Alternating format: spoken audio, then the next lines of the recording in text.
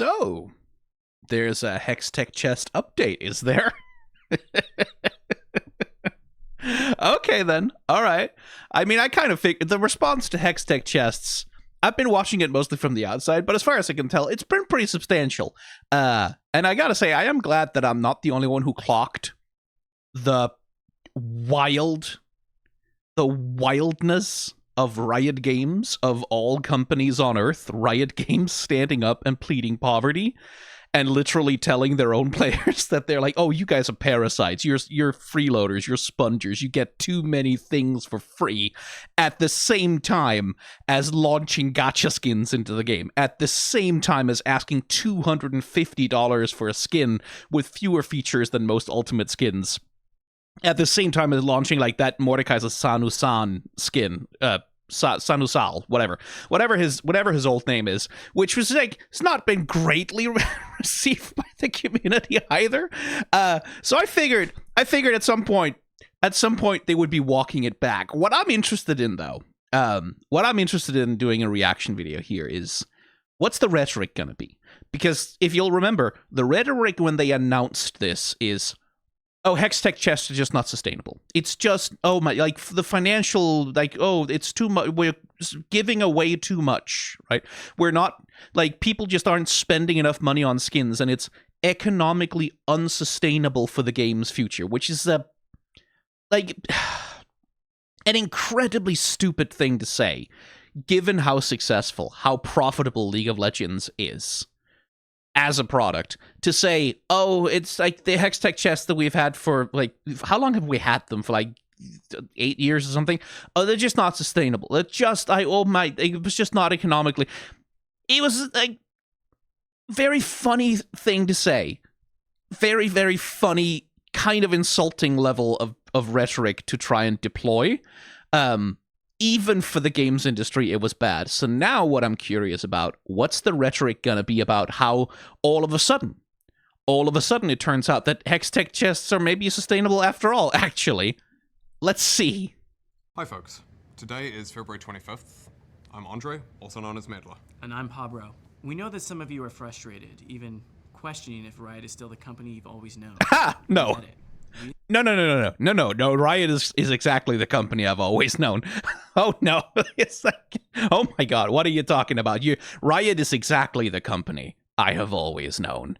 There was a time when I bought in a little bit more to the idea of Riot as like a company of for gamers by gamers kind of thing, because they kind of were more that once upon a time, not that much more.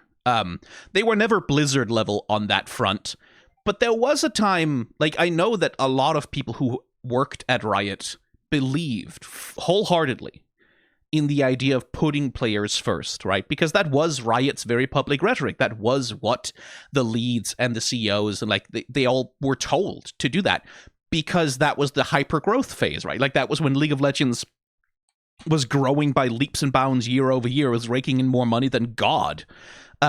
Constantly, and everything was growing and growing and growing, and so there was no reason for the corporate overlords to want to mess with the golden goose, right? Like there was no reason for them to change anything, or to squeeze the lemon, like to try and get more blood from the stone, right?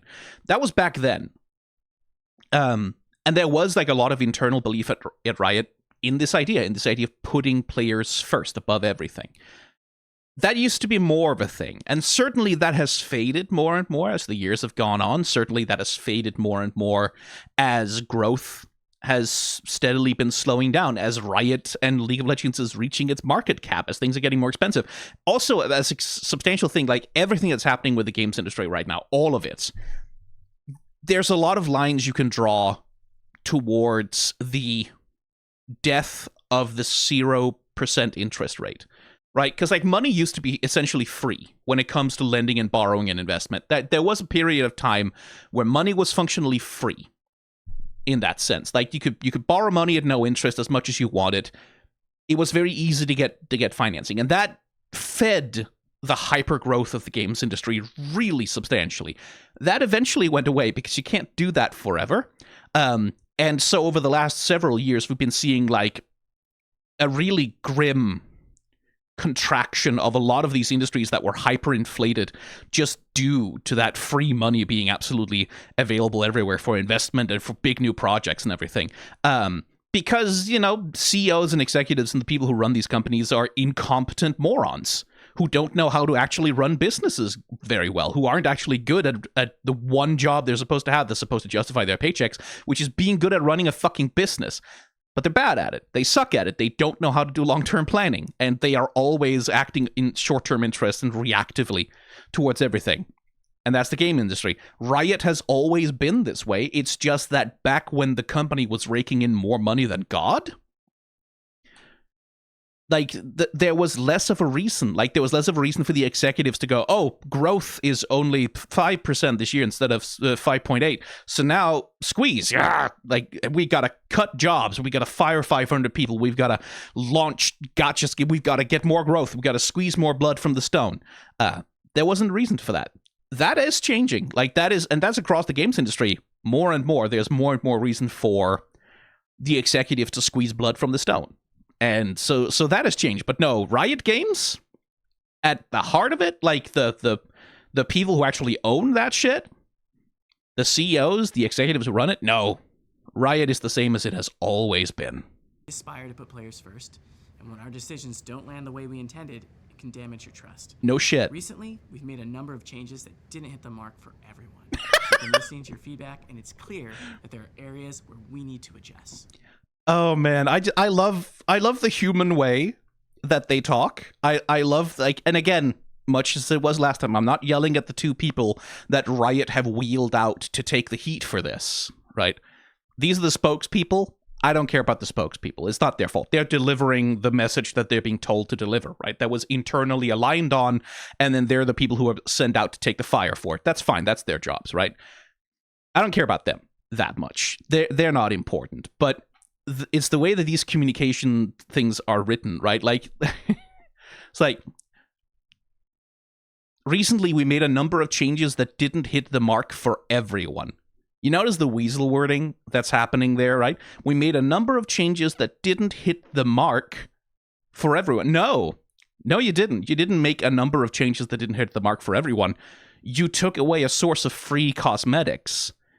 Cosmetics that you have spent the last 14 years building up as one of the most important ways to engage with the game. You took away one of the few ways that people had to get access to those without paying. And while you were doing it, you implied that players were freeloaders who were getting too much stuff for free while also launching 200. Like, that's what you did. You didn't make changes that didn't hit the mark for everybody. You treated players like ungrateful children, right? Who weren't paying enough money to the corporate overlord. That's what you did. But when you phrase it this way, we made a number of changes that didn't hit the mark for everyone. You both imply that there were some people, lots of people, in fact, like maybe, hey, as far as the wording goes, could even be that maybe the majority of people thought that the changes were good, actually, but there was just some people, not everyone, you know, like almost everyone, not everyone exactly, but maybe almost everyone. Almost everyone felt like the changes hit the mark, but that's not quite everyone, right?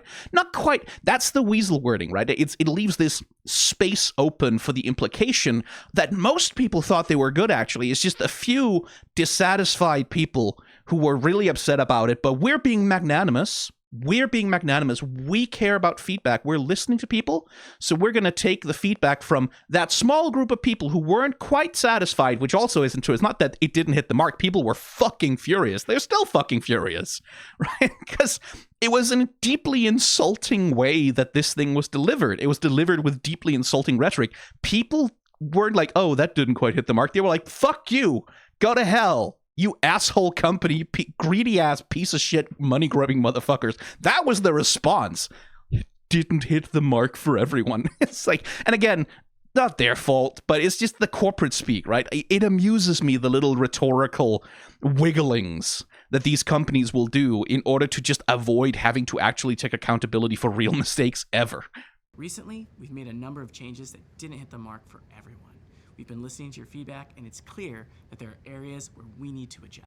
Like, we've been listening to your feedback, and it's clear that there are areas where we need to adjust. No, That's not what the feedback is. The feedback isn't that there are areas in which you need to adjust. The feedback is give them back the fucking Hextech chests, you greedy motherfuckers. Like, it's not, people weren't saying, actually, I'm sorry, there's just a few areas on this, list, and we need some feedback and a few changes, and we have some adjustments. No, people said, roll this shit back, you assholes. Because they were angry. Again, the softening rhetoric thing. And by the way, I should say, there are good reasons to do that as well. It's not just weaseling, right? Like, it's not just that they're being weasels or that they're being inhuman. When it comes to these kinds of corporate communications, PR communications, especially when you have like actual human beings that the company is using as shields for a lot of the vitriol and anger, there are good reasons to phrase these corporate communications very carefully, right? And one thing, they can't come out and say, well, okay, a bunch of shitty people got really pissed off at us and sent us death threats on Twitter. Like, you can't go out and say that, right? Because that just inflames things further. So that the language is so softened, that it's so downplayed, it also does have a legitimate function, right? It's just on top of having a legitimate function, on top of there being good reasons to phrase things very carefully like this, rhetorically, it's also just slimy. So today, we want to walk through what's changing, why we're making these updates, Mm-hmm. and how we're working to ensure League is a game that feels rewarding and worth your time. Mm-hmm. We're covering these changes at a high level in this video, but if you're looking for more details, check out the dev blog that's out now. Uh-huh. First up, chests. Uh-huh. It's clear that for many of you, Hextech chests weren't just a way to get stuff. Really? They were an important part of making your time in League feel rewarding. And again, this is not a surprise to you, Riot Games. Like, this is not a surprise to you, Riot Games. You knew that. And the way that I know that you knew that is because you're the ones who made it that way. Riot has spent all of its time, like so much of its time, making skins an incredibly important part of the engagement that people have with League of Legends. For good reason, right? Because if skins are an important way of engaging with League of Legends, then they sell more skins, and people buy them more. And, like, they become part of a cultural communication thing. Like, I make a fucking series of shorts videos reviewing skins that do really well because Riot has very, very effectively made sure that people engage really intensely with the cosmetics in League of Legends. So Riot knew that, right? So that they come out with this thing like, ooh, it turns out, right? It's clear now, apparently it wasn't clearer than before, that for many of you, Hextech chests weren't just a way to get stuff, they were an important part of making your time. Yes, because you made it that way, on purpose. You did that on purpose. That's what your marketing strategy was. You did that. And then you were surprised, apparently, somehow, when you tried to take that shit away from people and they react negatively. You did that. You did it on purpose. It's like, you engineered this situation for yourselves.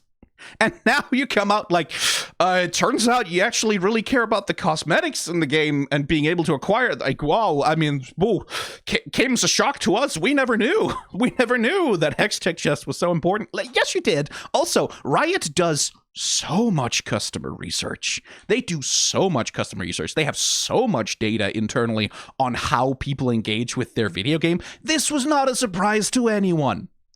But the rhetoric here is, again, this thing of like, whoops, we were surprised. Like, they don't say it necessarily outright, or at least they haven't yet, but they imply this thing of like, oh, it's a surprise to us that this was so important, which is a lie. A lie by omission, but it's still a lie. You knew that. You had to know that. Everyone knows that. If I know that, if I'm sitting out here, I haven't played League of Legends in like 8 years, and I know that these skins are so fucking important to people, then you knew! You knew it much better than I did! Like, you knew that down to the granular detail of tiny little statistics gathered by some incredibly talented data analysts that you hired to do that work. Like, come on. Your time in League feel rewarding. We didn't fully grasp how much this mattered to you. Lies! Okay, I'm sorry. I thought they were just going to leave it at the implication that they didn't know. What the fuck do you mean? You did? No, you knew. Of course you knew. There's no reasonable chance on Earth. There is no universe in which you were not aware of how important cosmetics are to League of Legends players. There's no universe. That is a lie. That is a bald-faced lie from Riot Games. Not from the person delivering it. Like, he might know that what he's saying is bullshit, but it's his job to say it. But that's a bald-faced lie. That's a There is no universe in which that's true. That simply cannot be accurate.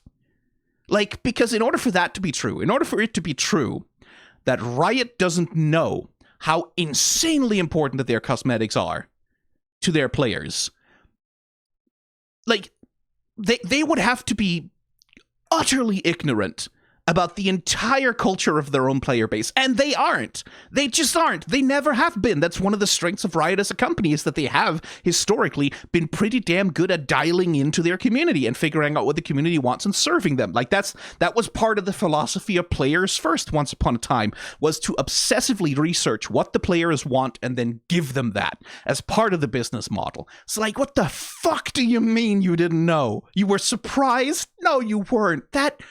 I refuse. I absolutely refuse to believe that could possibly be true. I will accept it's possible that to the executives who made this decision, the executives who were looking at the numbers and going, we're giving them way too much stuff for free, just monetize that, just take it away instead. Like, whatever fucking, like, finance bro McKinsey jack-off who was there making the decision, whatever executive team wasn't listening to the data analysts at the company, wasn't listening to the community leads at the company, I'm sure they were surprised, because they're incompetent morons who don't listen to the staff that actually work on the game. But, like, you cannot be standing here and telling me, oh, we didn't realize that people will react negatively to having a source of free cosmetics taken away. We didn't realize people would react negatively to us standing there, sending a guy out to call the majority of the player base, like, fucking moochers. And, like, I'm sorry. That's a straight lie. And that led us to make changes that missed the mark. Missed the mark again, right? Are coming back. Starting in Act 2, which is the patch next week, you'll be able to earn up to 10 chests and keys per act. 8 will be spread throughout the free pass instead of the seasonal skin and the 1350 or lower skin, because you've told us you prefer chests. Now, we're bringing chests back through the pass instead of through Champion Mastery, because we want to ensure they're accessible regardless of different playstyles. Oh! Whether you play modes with random champion selection or free choice. Really? Now you play do. a variety of champions, or just a few. We want to support that. And the other 2 chests per act will be earnable through honor. We're doing it that way because we believe League is better when you're surrounded by players who make your experience better. Every match is shaped by the players in it, and some of the best moments come from great competition, teamwork, and respect for each other. That's true. That's entirely true. A little bit irrelevant to the subject of conversation right now, but that's entirely true. It's just, wow, I sure wish that was something the game was actually designed to encourage.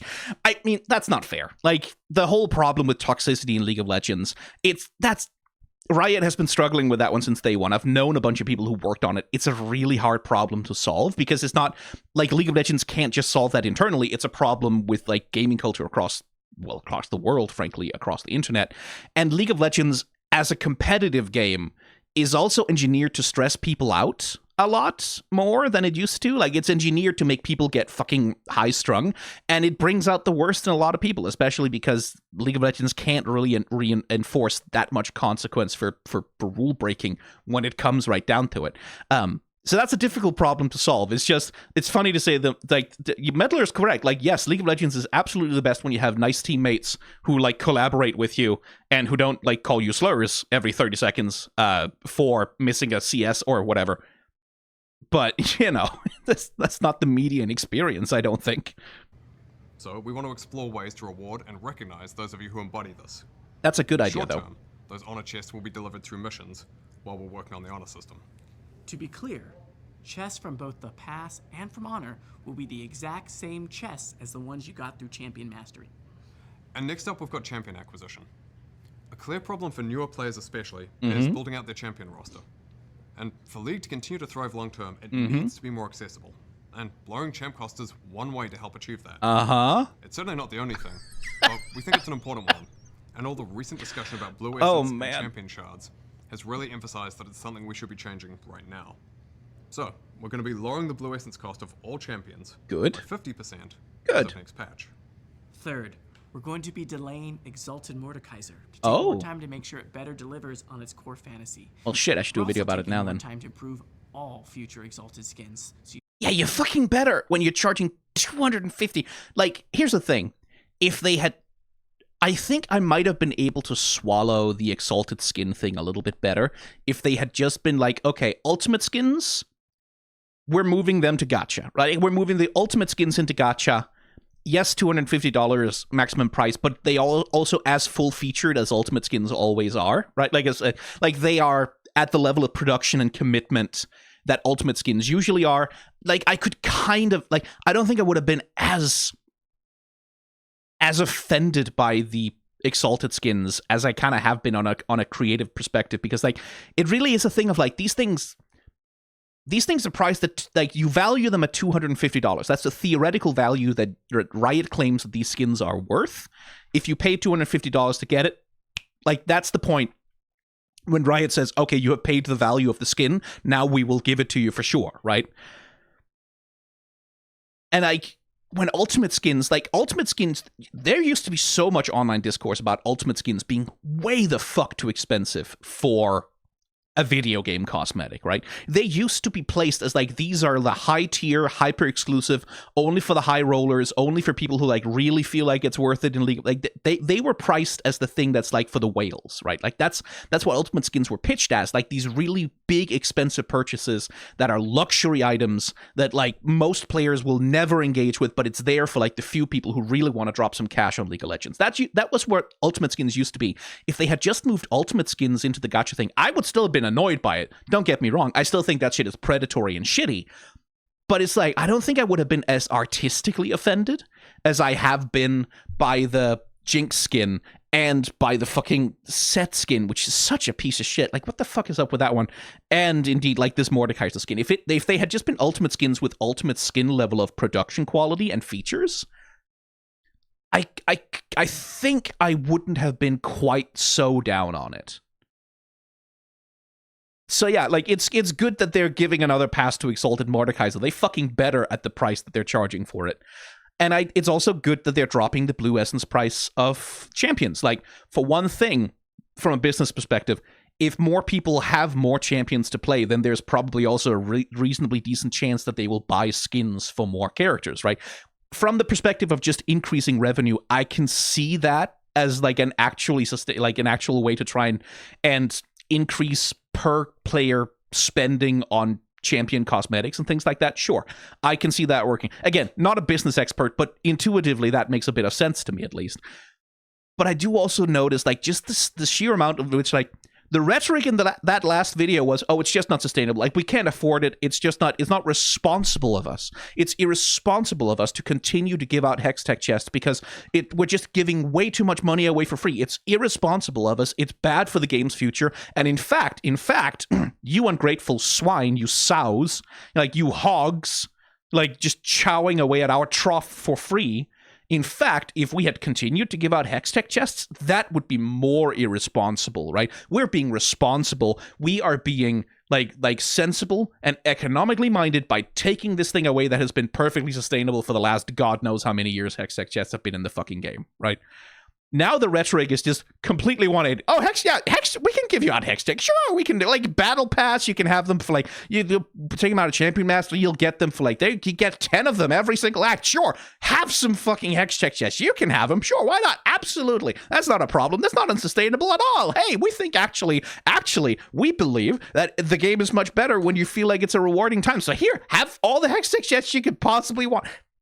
The switch in rhetoric that's so instant, it again reveals the lie, right? Like, the lie in the last video was, oh, Hextech chests aren't sustainable. We cannot economically justify continuing to give them out. Like, this is a final decision. This is the responsible decision. We're being the adults in the room by being like, by taking this thing away. That's like detrimental to the future of the game. Cut to now. And instantly it's like, oh no, Hextech chests are fine, actually, completely. I don't know, did someone tell you that Hextech chests weren't sustainable? I mean, that doesn't sound like us. We would never say something like that. We love Hextech chests. Here, have some more. You likely won't see one in every act this year as originally planned. Additionally, for paid seasonal pass skins, we're going to be replacing one of the non-prestige ones with 25 Mythic Essence. We've seen clear feedback that there's both a lack of Mythic Essence on the paid pass and that we've been doing more champions for each seasonal theme than makes sense. For Act 2, our plan is that the skins on the paid Battle Pass will be Darius, Scion, and Talon. And fourth, in the last dev update, we said we'd be running Clash less often. But after hearing your feedback, we realized that what we took away was actually really important to some of you. Again, For those who love Clash, I struggle with this idea that, like, that could possibly have been a surprise to you. I really struggle with the idea that that could possibly have been a surprise, because I know the amount of data that Riot gathers about, like, again, not specifically, it's not like I've looked at their databases, but, like, I know how many people, how much time, how much effort, how much work goes into Riot Games gathering data about what players engage with, what they care about, what they like, what they enjoy, what they want, like, how they feel about it. They do surveys on this shit all the fucking time. So this idea that they were like, oh shit, people actually like Clash, we didn't expect that. I cannot accept that that could possibly be true. Like, I can completely accept that, like, they can misjudge the data, right? They look at the data and then they say, okay, that doesn't seem like players are valuing this that heavily. Sure, that can happen, but the idea that it was a complete surprise to people that someone might care about Clash, I don't know. Like, but I don't know as much about Clash. Like, I haven't really engaged with it, but every time Riot says, like, oh, this comes as a complete surprise to us, I struggle to believe them, because I know how obsessive that company is about being data-driven, about having as much data as humanly possible on every aspect of their game in order to optimize it.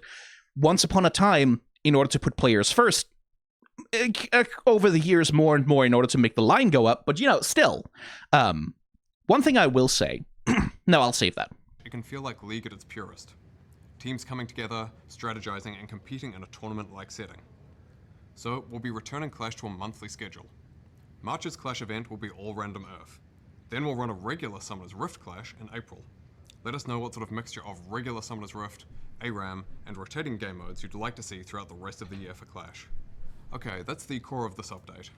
On a smaller note, we want to reaffirm, for those of you who've been asking, that both your shop and the Blue Essence Emporium will be coming back soon for their first runs this year. We're targeting your shop in patch 25.6 and the Emporium in patch 25.7. Now, as we wrap up, we want to acknowledge that we know getting League to the right place isn't about just one set of changes. It's about continually refining and improving the game. We think today's updates are an important step. We'll keep tracking how these changes feel, talking with all of you about how things are landing, and making adjustments. We've always built League along with you all, the community. No. So thank you for sticking with us. Well, and yes, hearing but us no. out. And we look forward to continuing to work with you to make sure League is the best game it can be. So once again, thank you so much, and we'll see you on the Rift. Again, this idea that they've always built League of Legends with the community, it's both true and not true, right? Like, it's one of those things that's like, yes, absolutely. Like I said, Riot has always been a very data-driven company, or at least they've always styled themselves as such, but like, they have always built the game in tension with the community, I think is perhaps the more accurate way to say it. Because there has always been tension between what Riot Games Incorporated wants and what the players want. Like, and that's what happened right here, is that the game was built in tension with those things. One thing I will say is that who knows what kinds of backroom corporate politics are going on around this right now? Like, who the fuck knows, right?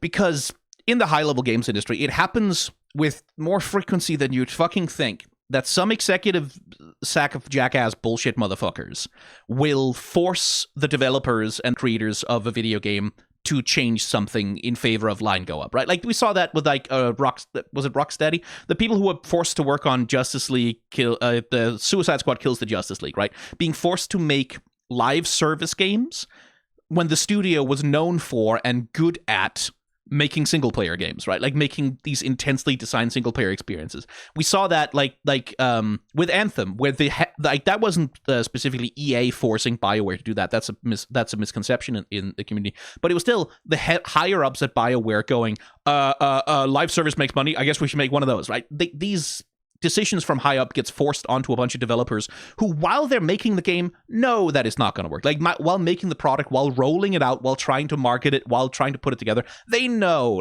before they do it that it's not going to work. They know what the backlash is going to be. They know, like, because they're not stupid. They know what they're building. They know what they're making, right? But they have to do it anyway because it's their fucking jobs. It does happen with some frequency in the games industry that, like, a decision like this one to, like, just take the Hextech chests out.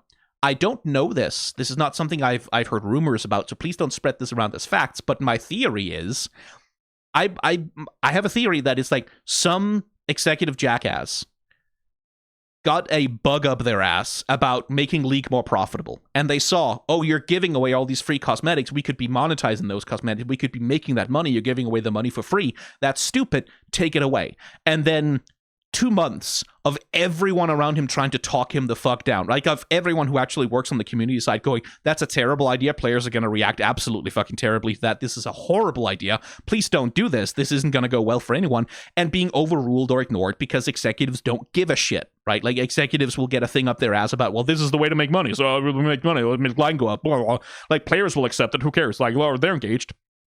Right? And then Meddler and the other guy whose name I keep forgetting have to go out and sell this shit to the public with a script that's been written for them, because that's their jobs, is to be the public face of all of this, knowing full well that it's going to go to shit. And then when it goes to shit, they gather all the data on, like, this is going really badly to shit. Literally everyone is yelling at us about it. No one likes this thing. Like, this huge negative sentiment about it. In fact, we're seeing a decrease in spending happening directly because of this change. They take that to the executives, and then the executives go, oh no, the line is going down, make some changes, right? And that's when they get to implement some changes that are maybe a little bit more driven by, common sense and actual understanding of the community. And that's when you get something like this, where it's like, yes, Hextech chests are back because obviously it was a stupid idea to take them away. Also, we've managed to use this to leverage, sorry.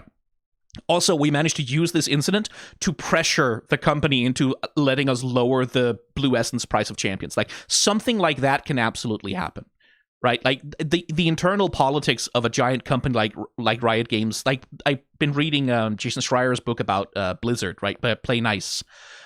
Which is a really good internal look at, like, how the politics of that company works and how juvenile and how simplistic and stupid and simple-minded they often are.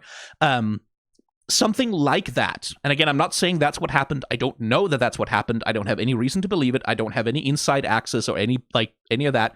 But as a theory of what could have happened here, with everything I know about Riot, with everything I've ever learned about the games industry in general, that's entirely plausible, right?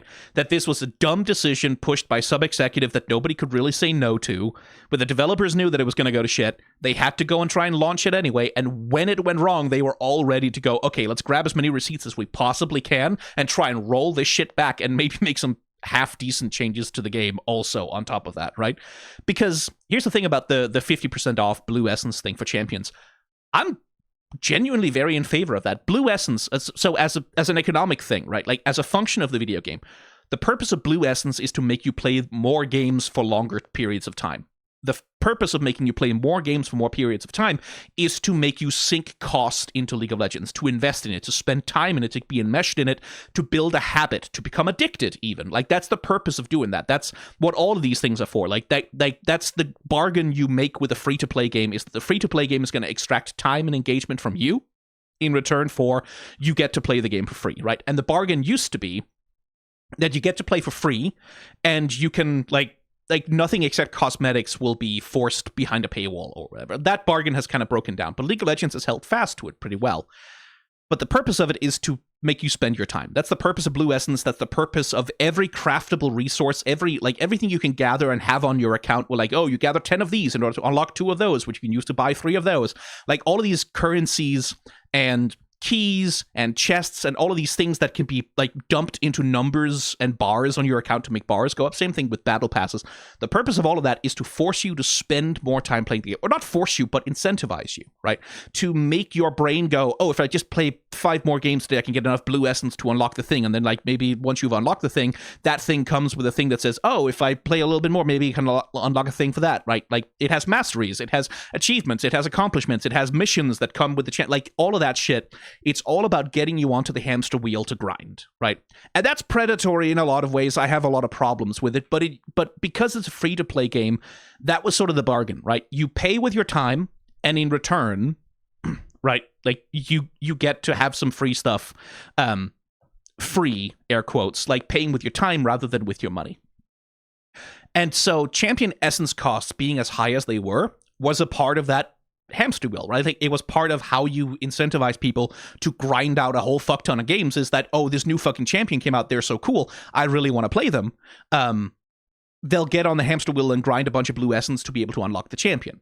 But that's also one of the things that was a barrier to entry like as they very rightly point out in the video, that's a barrier to entry to League of Legends, is that once you get in there, all the coolest champions, all the new champions, all the champions that might be associated with Arcane, like all of the ones that like really have all the cool features, have all the best skins, have all the most popularity, a lot of those are really expensive because they're newer, right? Like the most fancy, like best looking, coolest looking champions have a tendency to be the newest ones. And so they are very difficult to unlock for a new player. That's a barrier to entry. That can make it hard for someone to get into the game. Lowering essence costs is a perfectly decent way to try and deal with that. The cost being, of course, if you're lowering the essence costs, it seems to me the idea is if we lower the essence costs, more people will buy more champions, and therefore more people will be more likely to spend more money on more cosmetics, right? Like that seems to be the trade-off that I would expect that Riot is trying to go for. But it's a change that I would broadly say is probably for the better, because it removes that huge time investment that's necessary for someone who wants to play the game and unlock champions for free. So that's broadly a good thing. Anyway, I just wanted to see what the rhetoric was. I just wanted to see how they were going to sell this complete backpedaling, like this complete what? Oh, unsustainable? No, they're not unsustainable. They did. I don't even think they really mentioned economic sustainability in this video, did they? Did they even bring that up? This thing that was like the core reason why they were taking away Hextech chests, economic sustainability. That didn't really come up when they said, "Oh, we're reinstating them." But they didn't even really mention whether they are like. What, like, if Hextech chests weren't economically sustainable, if that was really economically unsustainable, what are you doing instead then? If the game is in danger of being so unsustainable, how are you plugging that gap now that you're giving the Hextech chests back? They didn't mention that at all. They didn't talk about that at all. No transparency around what they're doing to raise that money instead, because either the reason they took away Hextech chests wasn't because of economic unsustainability, but just because they wanted the line to go up, or else because they don't really want to talk about what they're going to do to try and make up that money. They don't really want to talk about what they're going to do to try and make up that difference, to try and bring in that cash, because they're going to have to do some really ugly, unpleasant things. Maybe there's going to be a lot more Exalted skins in the future. Who knows? The line must always go up. Anyway, I just this turned into a lot more than I thought it was. No, I'm lying. What do you mean? More than you thought? I'm always this fucking yappy. I genuinely thought this was going to be shorter because I'm an idiot and I don't know myself enough. But I just wanted to enjoy the rhetoric here and yap a little bit about it, I guess. Is what this channel is for. So, bye.